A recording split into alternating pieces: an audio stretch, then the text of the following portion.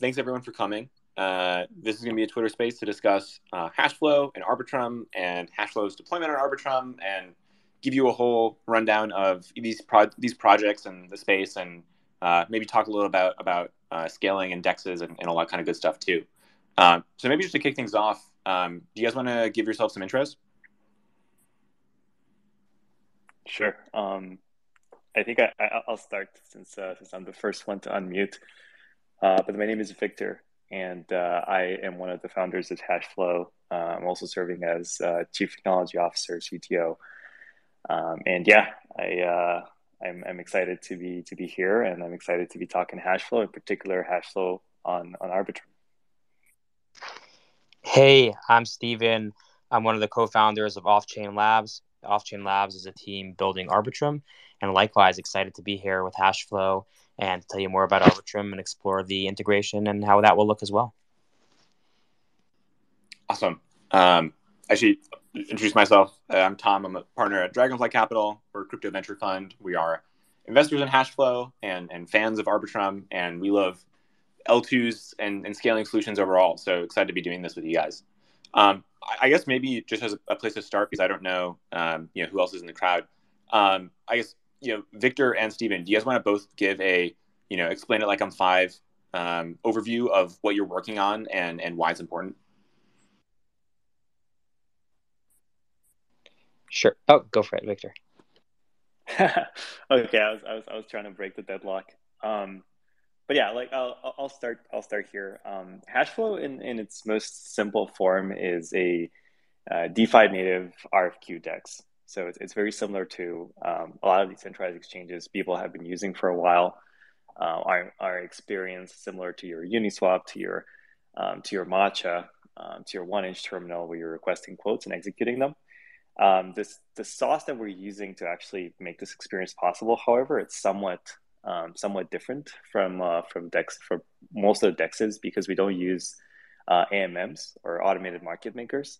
Rather, we connect institutional market makers to traders directly. So institutional market makers would send cryptographically signed codes over to traders. And the reason we did this is because we managed to build a more capital efficient structure. We managed to protect people from MEV. We offer no slippage trades and as well as no impermanent loss for liquidity providers. Hey, I'm Steven, co-founder of Offchainlabs, as I mentioned, and we're building Arbitrum. So what is Arbitrum? Arbitrum is a layer 2 scaling platform for Ethereum, and it basically enables you to transact with much lower fees and also much higher or much faster speed.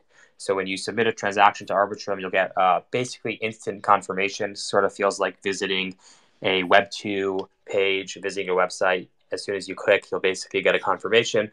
And also the fees are much lower than Ethereum, about 90 or 95% today. But the cool thing is that it's built on Ethereum, it's secured by Ethereum. So you get much lower fees, faster confirmation, and you don't have to compromise on the security of Ethereum. And we're excited to build out our platform. We have most of the biggest infrastructure providers on Ethereum are supporting Arbitrum, as well as lots of the top apps and some really, really up and coming great apps like Hashflow on our network. So it's a really, really, it's a mature ecosystem, but it's also an early ecosystem. We are 90 to 95% cheaper than Ethereum today, but that's continuing to, our fees are continuing to go down. And ultimately, we're focused on how to provide the best user experience to the most people and how do we bring the masses onto Ethereum in a way that's inclusive, that we can lower our fees, and by doing that, include more people, include more verticals and more type of apps, and really overall bring Ethereum to more and more users. Very cool. Maybe, doubling down on that for, again, maybe folks who aren't as up to date on their, Ethereum development lore and history. I'm wondering if you can sort of talk a little bit about, what are the previous approaches to and existing, competitive approaches to scaling Ethereum, and why you think Arbitrum is a better solution than those. And Victor, I'm also curious, from your perspective, why have you guys decided to deploy on Arbitrum over other solutions?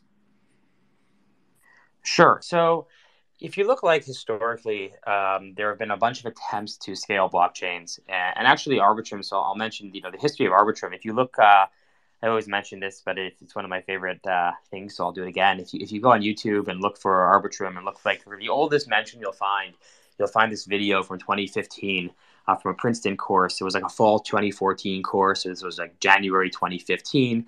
And it was the initial version of Arbitrum built out by a bunch of students led by Ed Felton, my co-founder. This is actually before I was involved in the project. I was actually in that class in a different capacity, but I wasn't working on this project at the time. And it was clear to us, and the reason why that date's interesting is because that predates Ethereum launch, right? So Ethereum launched July of that year, so 6 months or so later.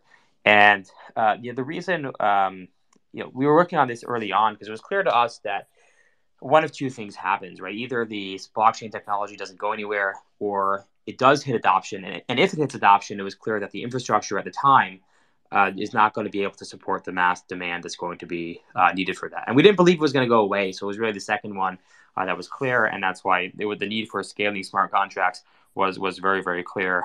And the history is, so Ed Felton, my co-founder, went off to the White House for a few years.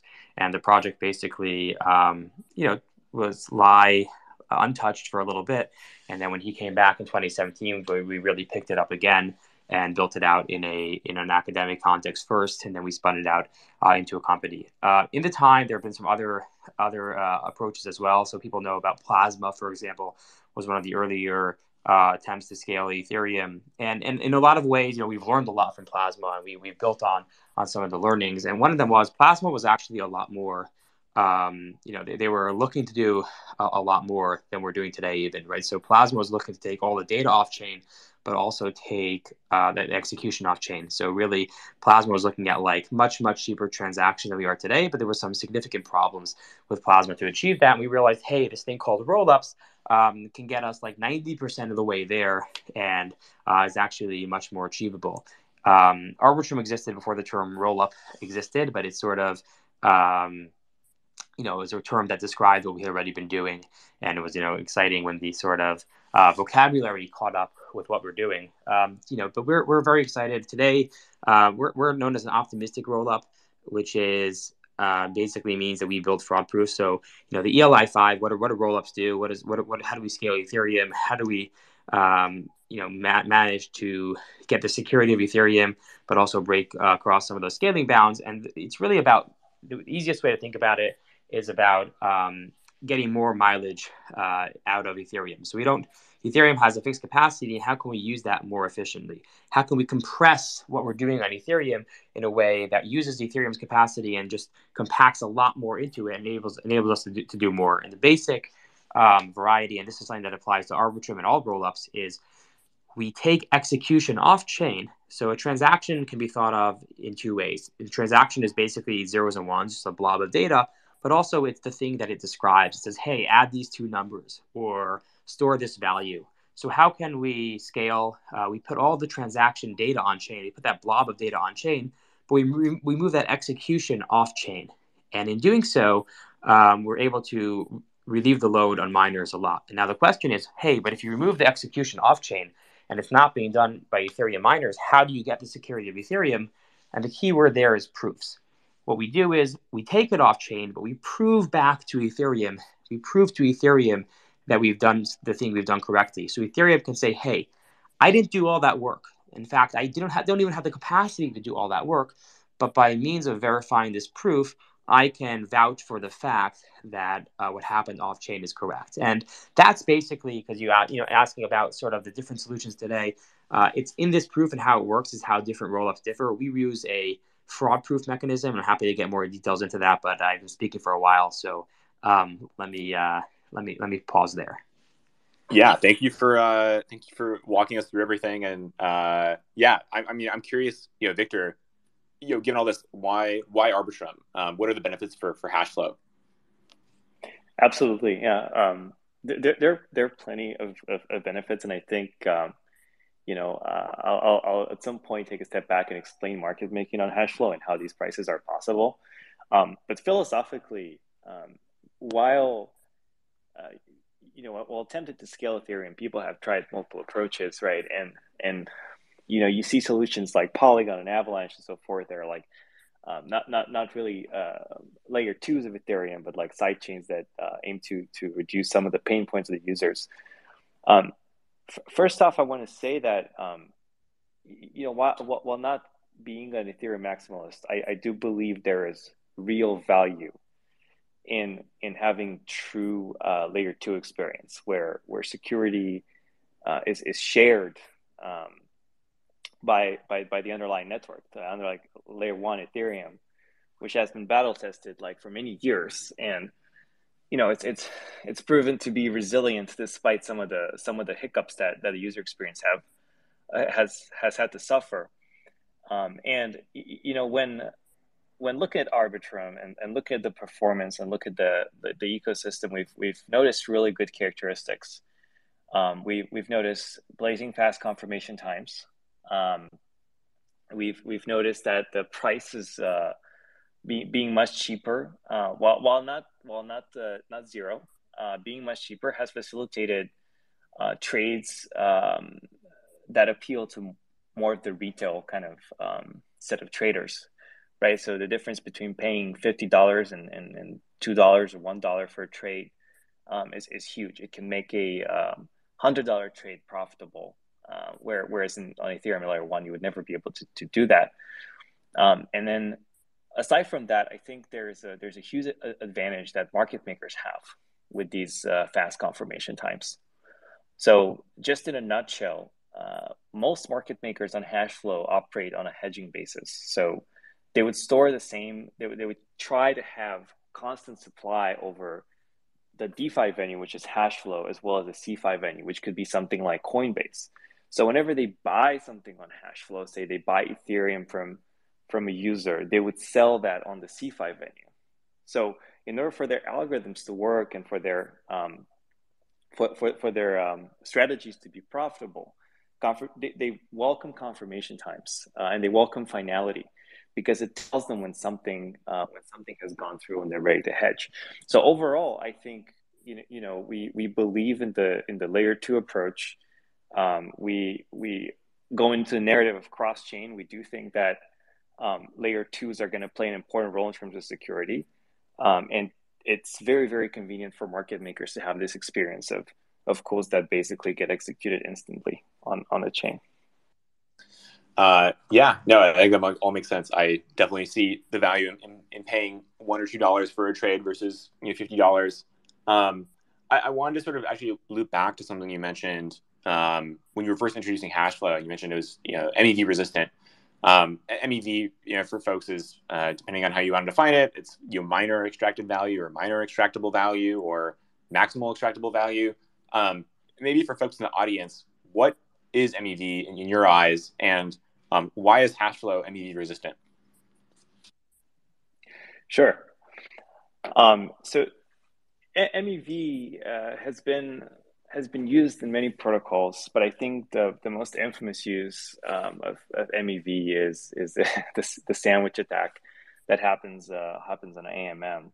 So essentially, MEV is the advantage of being able to order transactions, and by such ordering, you can get preferential treatment at the smart contract level, right? And then as an actor, if you understand this ordering and how it can impact you, you can actually deploy your transactions to get preferential pricing, to be able to front run, to back run other people. So in essence, in Ethereum, MEV has I think rose to fame like maybe a couple of years ago, but it's allowed people to it's allowed people to utilize slippage most of the time to their advantage. So one example of that is when you're making a trade, say on Uniswap, for a token that doesn't have a lot of liquidity, you will notice that your rate is not going to be that great. So if you trade $100 worth of that token, you're going to get a certain price. But if you trade 10,000, that price is going to be way worse. And that's because of how the smart contract works, right? Now, if other people try to compete with you on the same quote, they might be taking the better price and giving you the worst price. So that's like a very simplistic way of describing it. But essentially, order matters. And a lot of traders that have been using these protocols over time without acknowledging this problem have gotten burnt on fees and price action, right? So with Hashflow, the way we eliminate MEV is simply by not putting pricing in a smart contract level. The way Hashflow works is that market makers will be computing a quote off chain. They would be looking at their inventory across different venues, and they would be figuring out based on their market making strategy what would be a quote that, if executed, would still make their strategy profitable, right? And most of the time they do this, like I mentioned, by hedging on a centralized exchange venue, such as Binance or Coinbase, right? So once they have this price, like say a trader requests to sell 10 ETH, once they have a price for Ether they're willing to honor, say $3,000, they'll return back the quote. And that quote is exactly what's going to get executed. So if the market maker tells you that you're selling 10 Ether for $30,000, $30,000 is exactly what Hashflow is going to give back into your wallet, nothing more, nothing less. And the way we achieve this is by signing those quotes off-chain and verifying those signatures at the smart contract level, which means that if any of the parameters change, those signatures will fail. So that's our general approach to tackling MEV. Got it. I mean, how do you think about, given that so much of this, negotiation is sort of happening off chain, like the balance of power between, takers and makers in the, Arbitrum, in the Hashflow market, like, how do you make sure that, makers are not getting screwed? How do you make sure that, takers are not getting screwed? For sure. Yeah. So on one side, once these quotes are frozen, right, they have an expiration time. So takers cannot just take the quote and execute it at a later point in time, like when the price moves in their favor. So these expirations are very variable, and they could pertain to things like volatility of the markets. They could pertain to things like the network itself, and this is where Arbitrum becomes very interesting. But it's kind of like a free option that you have for like a very short amount of time. And as a market maker, when you're giving that expiration, you're baking that into your pricing strategy, which means that with time, as you observe taker behavior, you can figure out what a good fee to take is in order for your strategy to be profitable. So it's all a data-driven approach. From the taker side, you get the price that is quoted to you, and you have that expiration in front of you. So you know how long the quote is available for, and you know what the quote is. So if you decide to broadcast that transaction and execute the swap, you'll get exactly what you've been promised. So there's no actual way to get screwed as a taker. I think the biggest risk is for the market maker to issue these quotes for a finite amount of time. Now, when it comes to networks like Ethereum, you cannot have a quote that expires in 10 seconds because it's very, very unlikely that you will not be able to include that in a block within 10 seconds. But for something like Arbitrum, where you get 1 or 2 second confirmations, it becomes much easier. And the interesting part here is that as you're lowering the expiration time, you're also lowering the risk for the maker. And that what that means is that the maker is able to give you tighter quotes because they don't need to account for price volatility as much, which means that in general, for the same market maker, prices on Arbitrum will generally be better than prices on Ethereum. Yeah, that's a really good point. Basically, in addition to getting cheaper transactions, you actually get better pricing because there's going to be faster confirmations, and so you can get a tighter band in which someone's willing to quote. So you sort of save money in both directions. I guess Stephen, sort of a similar question to you. How does Arbitrum do MEV? Like Ethereum, obviously there's many tools and many systems for ordering transactions and thinking about transaction priority. How does Arbitrum handle MEV, and what are sort of the future plans there? Yeah, thanks for asking that. It's a really good question. So Arbitrum, the MEV landscape on Arbitrum is very different than the MEV landscape on Ethereum or really other L1s in general. And it comes down to us not having a mempool. So let me just step back for 1 second, right? So MEV, is, as you mentioned, like this idea, one it's basically front running, and one of the common attacks are the sandwiching attack, in which a user, you can basically get your transaction in between someone else's transaction in between yours and sandwich them in some way, or you can get before someone else's transaction. These are the basic tools that one will use to extract value via MEV. In Arbitrum, though, there is no mempool. There's no, right? So all that happens is because, hey, I send my transaction, and then some bot, let's say, sees my transaction, and it does something to try to front run my transaction and get its transaction in before mine. And then maybe it back runs as well and tries to get another transaction after mine. But in Arbitrum, there's no mempool. There's no idea. There's no like public place where you can see my transactions before it's final. So what I do is I connect directly to the sequencer and send the sequencer my transaction. So the first time that bot will see my transaction is once it's already confirmed, once the sequencer has already included it. And that's the only way the bot will see my transaction, because there is no mempool. There's no public pool of not yet included transactions, and then you can play games and trying to get them included. So already we've minimized the problem a lot. Of course, backrunning is still possible. Backrunning just means, hey, I see the sequencer approve transaction A, I'm going to try to quickly get in transaction B. But that's just sort of the network working as it should, right? You see a transaction in the network and want to do something afterwards. There's no like private data or manipulation that you're doing there. But then the question is, okay, so the bot can't go ahead and front run, but what about the sequencer themselves, right? Can the sequencer reorder transactions? Can the sequencer do things that are malicious, where the sequencer now is in a privileged position? No one else can. So we've reduced the problem from the public to the sequencer. And now the question is, what about the sequencer? And that's where the story today and the story, a little bit down the road is going to change, and I'll walk through it. Today, the sequencer is operated by us. And we basically just tell you, hey, we are not reordering transactions. We're serving transactions first come, first serve. And that is 100% true, which means that there is no opportunity for front running on Arbitrum.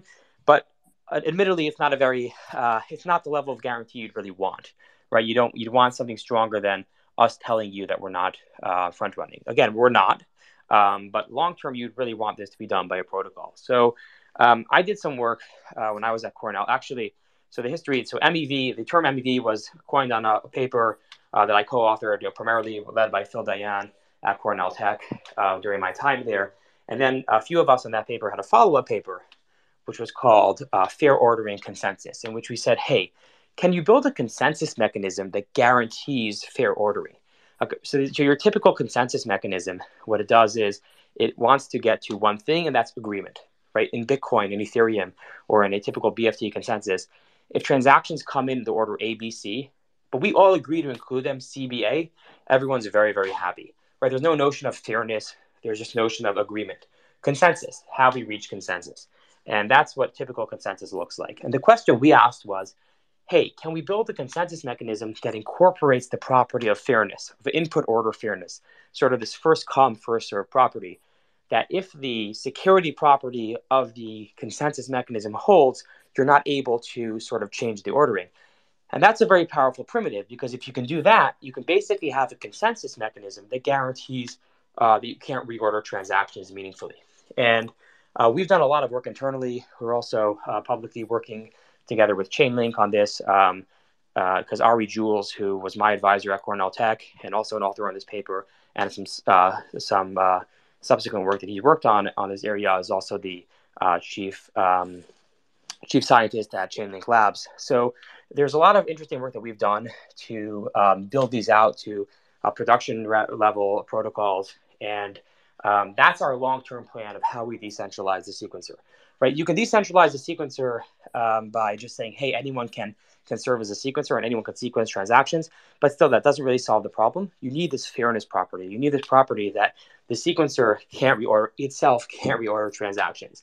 And so together with the fact that only the sequencer can reorder transactions, and now if we go ahead and replace the sequencer itself with a distributed consensus that's fair, now nobody can reorder transactions. So what that means is, from a user perspective, there is no front running on Arbitrum, not today, not in the future. But from a guarantees perspective, how do you know? Today, that's because you have to trust us. But in the future, in the not so distant future, we'll have a protocol that actually guarantees that. I just want to clarify one thing, not to confuse anyone. the trust here is only on the order of transactions, right? We're saying we can't do anything. The sequencer can't sort of make invalid transactions go through. What the sequencer could do would be to reorder transactions. Again, we're not doing that, but the guarantees we'll get with decentralized the sequencer is you'll have a decentralized guarantee that hey, the sequencer can't reorder transactions, and then most forms of MEV will not be possible in Arbitrum. And together with like the work that Hashflow is doing, I think these things work together very, very well. And just one comment there is, I see this all the time, which is often like these good, great prices aren't available to DeFi users, right? So most people wouldn't go into DEX and just do a massive over-the-counter trade because it's just, you'll end up getting slippage. So really, the reason I'm most excited about Hashflow is because it takes a tool that's now available only to sort of off-chain or institutional investors, and really brings that to DeFi users and gives them the ability to do these large trades and not really have to worry about slippage. Yeah, very well said. I mean, so it sounds like part of the future vision for Arbitrum is decentralizing the sequencer, so it becomes it becomes trustless, it becomes fair. What is like the end game for both of you guys? Like, what is the end game for Hashflow? What is the end game for Arbitrum? How do you sort of see yourselves getting there? Great question. We are struggling with putting together a 6-month roadmap because the space is so dynamic and we love it and we want to be part of it. But let me try to answer a five-year roadmap question. So I think that at this particular point in time, the way I see the space moving is that I see a lot of energy trying to build Web3, and people come up with different technologies for scaling. They come up with like different apps, different types of applications, different types of UX kind of expectations and so forth. So I do believe in a multi-chain future personally, right? And I think a lot of the team does.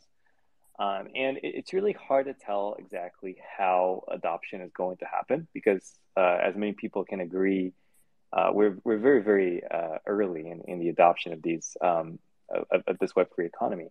But what I can tell is that it's becoming particularly hard to move funds and have them available, given how many projects there are. And I've experienced this firsthand because I tend to be curious about all these protocols and so forth. So I want to take this from like from two angles, I think, in terms of Hashflow.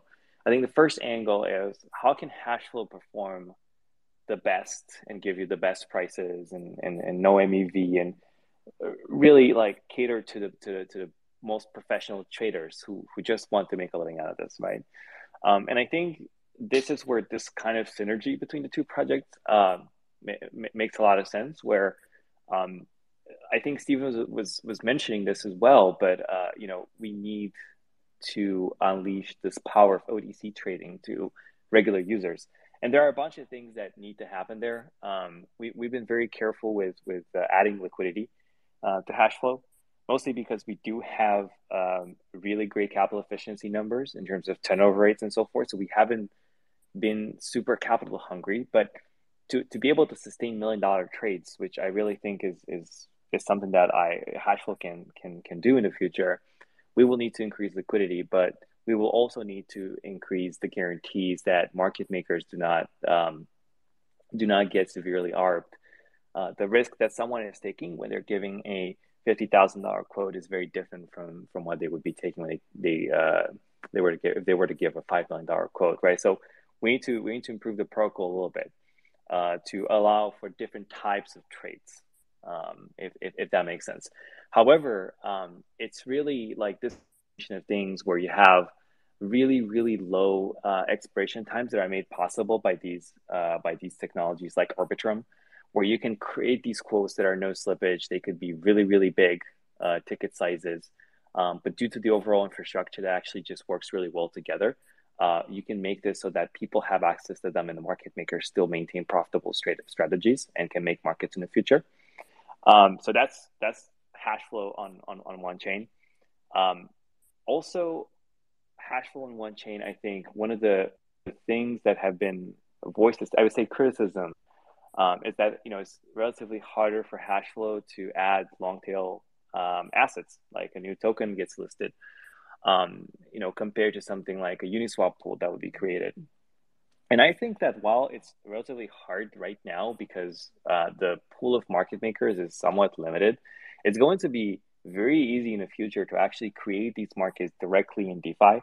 So what I think the end game would be is that we no longer need to do designated market making for projects on a CeFi listing, but you can consider projects being fully DeFi native, where their tokens exist only on DeFi, and they put their designated market makers to create those markets for their token on Hashflow directly without the existence of necessarily a Binance listing that could be harder to get for certain projects, right?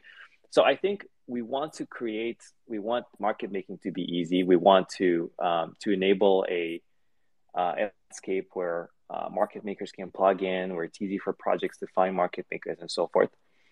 And the second side of things is the multi-chain aspect, where I do imagine that Hashflow, because of its capital efficiency, because of its market maker based structure, can actually put liquidity on many, many venues, and can create this kind of close to instant, like no slippage trading experience for people who are trying to just simply move their assets to use different protocols. So you're in a protocol on Moonriver, you want to change your mover for say Matic on Polygon, or like Arbitrum ETH, and that should be easy for you to do, so that you can continue surfing Web3 on no matter what infrastructure it's built on.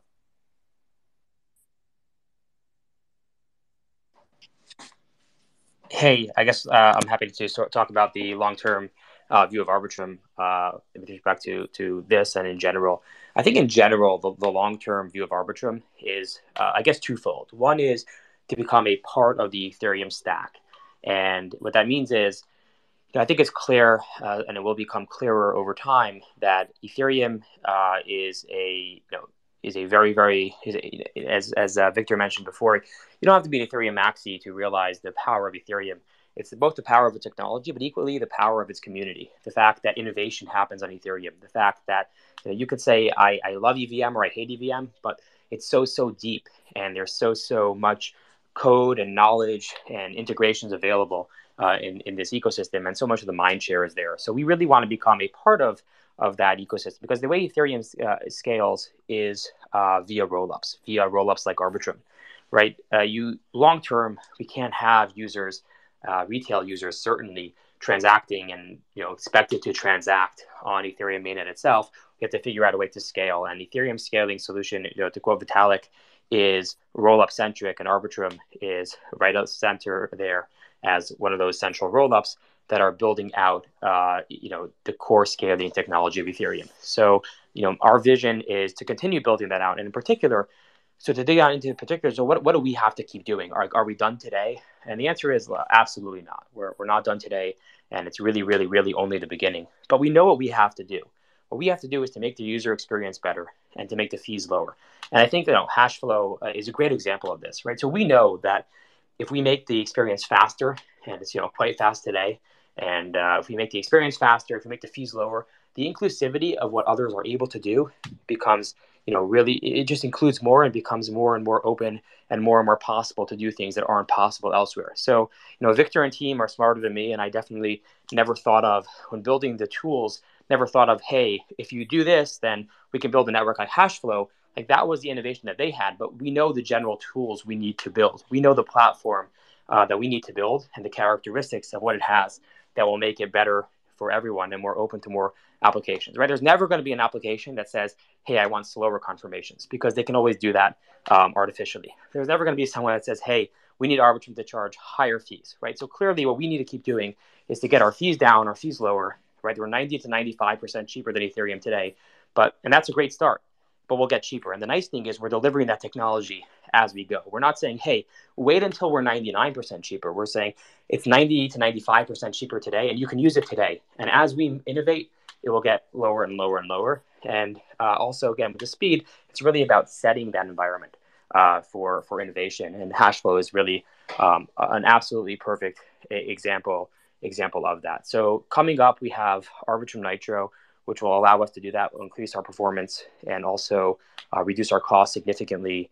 We'll have a much better on-chain compression coming, as well as just cheaper layer 2 fees. So all in all, a better experience for users. But again, seamless. Users will get those benefits when they come, but they don't have to wait. They also get the benefits to today as well. They're already reaping those benefits, and when it comes 97, 98, that will just show up in their wallet as more money and more ability to do other things on Arbitrum. So that's our vision, which is continue to do what we're doing and really have a breeding ground for innovation.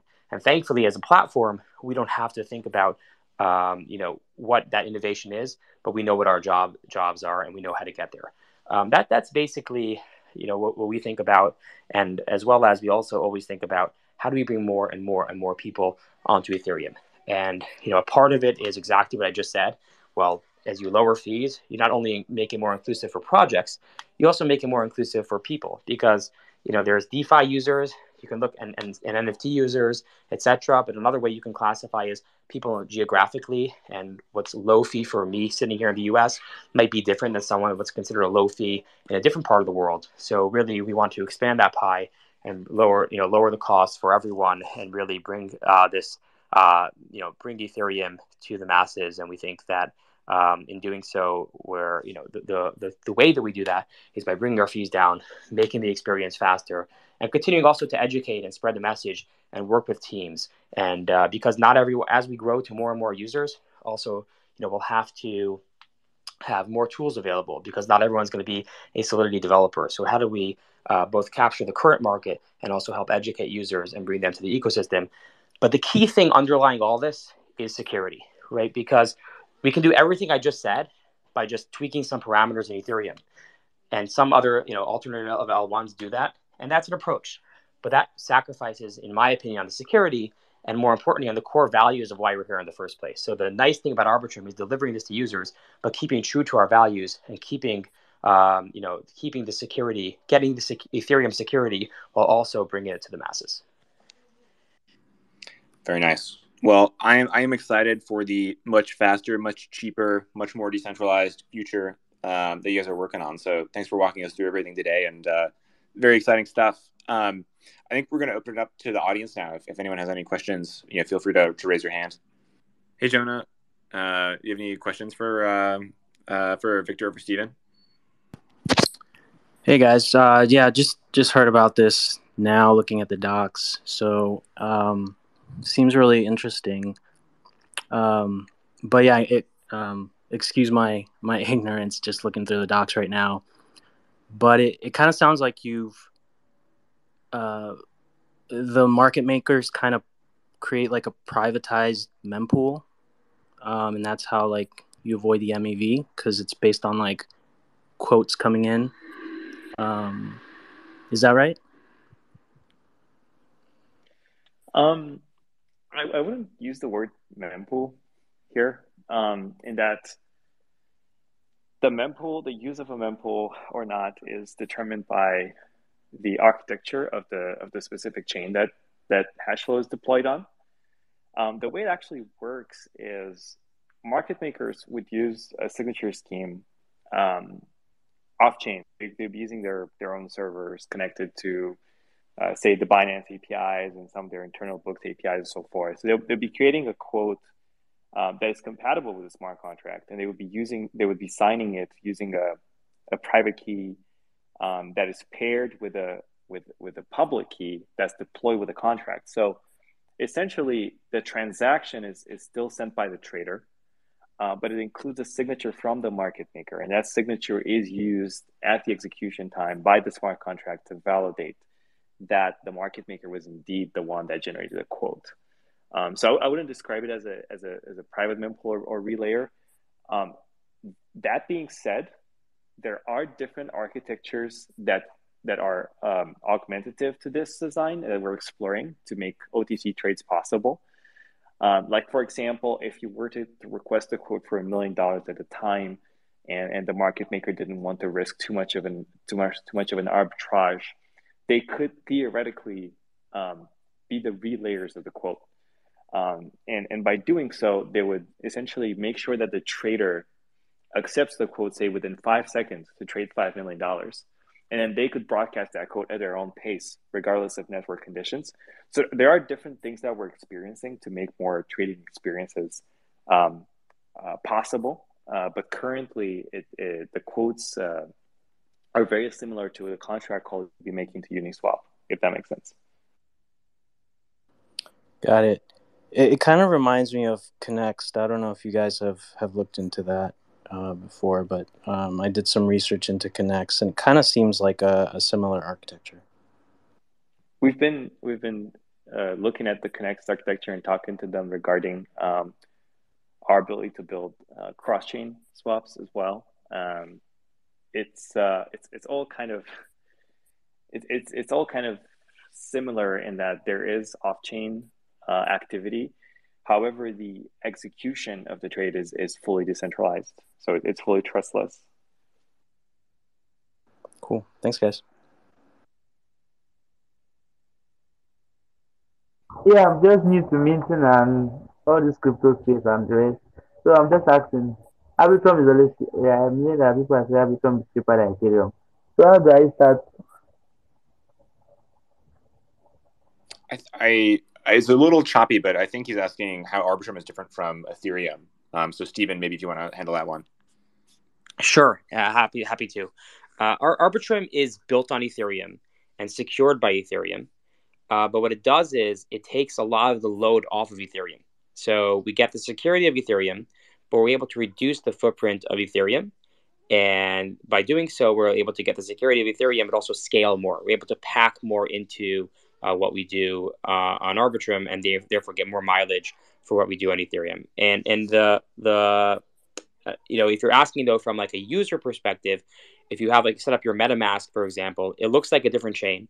And you have apps on Arbitrum and apps on Ethereum, and under the hood, though, and it gives you the exact experience as a different chain, but it also gives you the exact EVM experience, right? It takes the same bytecode as Ethereum, and just about all the familiar infrastructure that you're probably familiar with on Ethereum exists on Arbitrum too, from your node providers like Alchemy, Infura, QuickNode, Anchor, to your oracles like Chainlink, to your block explorer like Etherscan, called Arbiscan and Arbitrum. So the look and feel is very familiar. It is like another network in MetaMask, but it's the developer experience and the user experience should be exactly the same as Ethereum, except in two ways. Number one, it'll be a lot cheaper, and number two, it'll be a lot faster.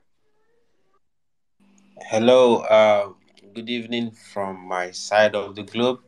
So it's a good thing you guys are trying to help out with the scalability of Ethereum, and I'm excited about Arbitrum. I've been following you guys for a while now. I wanted to ask, I heard you guys are going to give an airdrop. So is that still practical, or is just one of those rumors that has gone down the drain? Thank you. Thanks for your question. Arbitrum has no native token. We accept ETH as our token, and we have not said anything about an airdrop. So whatever you heard is just rumors. Hey, thanks for doing this AMA. I have two quick questions on the Arbitrum side. One is, I saw Nitro has been announced, and I think it's like something like a 10x improvement in scale. I'm just kind of curious what people on the Arbitrum side think, like how much runway for scale is there after that, like theoretically or over the next few years? And then the other quick question is like, is the Arbitrum team doing any research into any ZK stuff? Like I know Polygon is developing some hybrid optimistic ZKRollups. Thanks for your questions. Yeah, both great questions. And the first one is I think there's still a lot of room for scale. Arbitrum Nitro is going to be a massive upgrade for us, but it will also be it's a very flexible platform and allows us to continue to innovate. So Arbitrum Nitro on day one is going to be incredibly awesome, and stay tuned for some very soon announcements there. That's a little bit of alpha, but I think that it's really a starting point, but it's also a platform. We'll be able to, on the Nitro stack, we'll be able to continue to innovate and continue to explore with better compression types and various other tools that we have at our disposal. And, to tie that into your second question about ZK, I think the fundamental theme here, what we're committed to is providing scale to users with the best technology available today. And we're fully convinced that the best technology available today is Arbitrum style of optimistic rollups, and that's what we're delivering to users today. Now, I can guarantee you, though, if we look back in 5 years from now and we say, hey, look at Arbitrum 5 years ago, it's going to look primitive. It's going to look primitive compared to what Arbitrum looks like then. And the reason is because the amount of really, really smart people in this space, both in the academic side as well as commercially, as well as just people that are hobbyists, is incredible. And the amount of innovation in the space is staggering. And therefore, I'm convinced, I'm positive, I don't know what it's going to be, but scaling in 5 years from now is not going to look like scaling today. And I can guarantee you that we're not sitting here patting ourselves in the back saying, hey, look, we built Arbitrum, we've shipped Arbitrum, let's go home, we're done. We're saying, hey, we've built Arbitrum, we've delivered scale to users, we're 90 to 95% cheaper to Ethereum. How do we get cheaper? How do we increase our capacity? How do we do something about state bloat? There's so much research that needs to be done around scalability. And the nice thing is, now that we've launched and been launched for several months, we're refining the engine while we're already flying. And there's obviously some complexities in doing that, but we built our stack in a way that really enables us to do that and enables us to be flexible and innovate. So will ZK be the answer in 5 years? I personally don't think so, but I can tell you that if it is, we will be there. We definitely have internal resources looking at ZK and research resources that are looking at really every angle and saying, hey, what is the best technology today to scale blockchains? And how do we implement that and include that in Arbitrum without reducing Ethereum security, and also while maintaining compatibility and a great developer and user experience? Today, we believe that Arbitrum hits that sweet spot. I'm sure that will evolve over time. My personal bet that it doesn't include ZK for quite some time, but hey, if I'm wrong, that's okay. Well, it's not a matter of ego, or we're not married to exactly what we're doing today. We're committed to delivering the best technology to users. So we will definitely continue to innovate. And I'm not a prophet, so I don't know what those developments will be. I'm sure some of them will come from us in-house. I'm sure some of them will come from the community, but we'll continue to keep on top of that and deliver them to users. Thank you. Definitely. Looks like that's it. So maybe we wrap here if nobody else has any questions. Yeah, thanks for the time, guys. This was great. If people want to learn more about Hashflow and more about Arbitrum, where can they go? For Arbitrum, we have there are a few resources. If you're a user that wants to say, hey, how can I use Arbitrum? So you can go to the bridge, and that's how you bridge funds over. That's bridge, bridge.arbitrum.io. You can also go to our portal. That's portal, portal.arbitrum.one, so .one, portal.arbitrum.one. And that's where you can find all the cool things that you could do in Arbitrum today and all the apps and infrastructure that's available to you. And there's also our developer docs, developer.offchainlabs.com, if you're a developer that wants to use Arbitrum. And also feel free to get in touch if you're a team that's looking to build an Arbitrum. You can DM us on Twitter, and you can DM me directly. We're always happy to see however we can help. For Hashflow, if you're looking to trade and use the product, once you've bridged your money over to Arbitrum or even on Ethereum or other chains, hashflow.com. So that's .com site.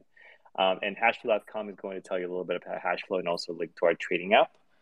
And also Hashflow has an upcoming token, as well as a token reward scheme for traders and liquidity providers. And you can learn more about that at hashflow.com/token or at docs.hashflow.com. So bridge your money, come to Hashflow and start trading. Exciting. Awesome. Thanks, guys. Thank you so much. Thank you, everyone.